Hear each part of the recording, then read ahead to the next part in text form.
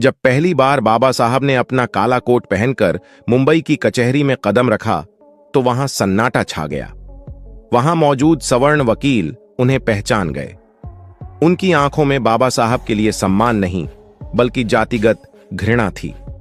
वे सोच रहे थे, यह महार जाति का व्यक्ति आज हमारे बराबर काला कोट पहनकर कैसे खड़ा हो सकता है। बाबा साहब कचहरी के अंदर अपने बैठने के लिए जगह ठिया तलाश रहे थे, लेकिन जातिवाद से ग्रसित उन वकीलों ने उन्हें अपने बीच बैठने नहीं दिया।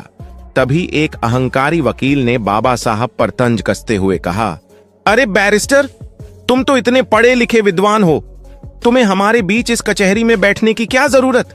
तुम तो बाहर सड़क किनारे भी अपना बोरा बिछा लोगे तो तुम्हारी दुकान चल पड़ेगी। यह एक गहरा अपमान था, लेकिन बाबा साहब तो सागर की तरह गंभीर थे। उन्होंने उस अपमान के घूंट को पी लिया। वे मुस्कुराए और शालीनता से बोले, आपने ठीक कहा।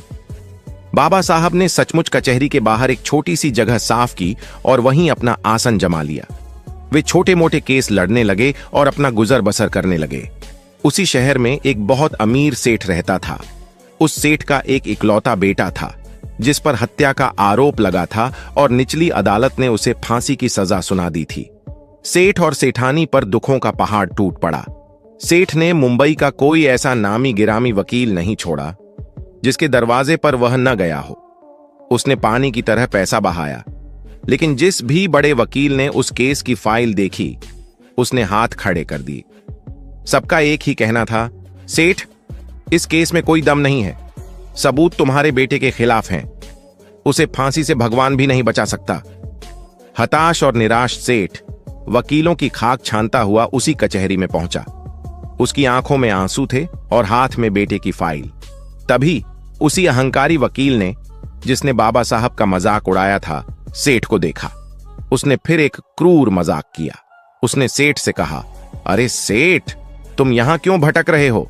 तुम्हारे बेटे का केस तो बस एक ही आदमी लड़ सकता है। वो देखो, वो जो बाहर बैठा है ना, महार जाति का बैरिस्टर, वो बहुत विद्वान है, वही तुम्हें बचा सकता है। वकील ने तो मजाक किया था, लेकिन डूबते को तिनके का सहारा ही काफी होता है। बाबा साहब और सेठ की मुलाकात, सेठ दौड़ता हुआ बाहर गया और बाबा साहब के चरणों में गिर पड़ा।